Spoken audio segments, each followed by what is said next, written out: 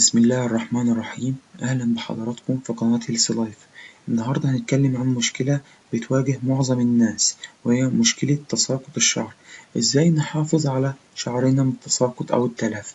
في 5 مشكلات بتواجه معظم الناس، وهي أول حاجة لازم نشرب مية كتير. فالمية بالنسبة لفروة الرأس والشعر عاملة زي التربة والزرع، فلازم المية مهمة للشعر عشان خاطر الشعر يطلع. رقم 2 عندنا العرق. لو حضرتك راجل رياضي أو حضرتك بتعرق كتير، فلازم ننفض شعرنا من العرق لو كنا بنعرق كتير. رقم 3 الجل والكريمات.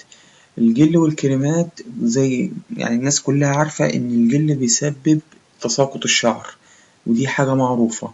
والكريمات نفس النظام، بعض أنواع الكريمات مش كل الكريمات رقم 4 لازم ناكل خضروات وفواكه كتير، لأنها بتمد شعرنا بالفيتامينات. رقم 5 الحالة النفسية للشخص أو لحضرتك أو حضرتك.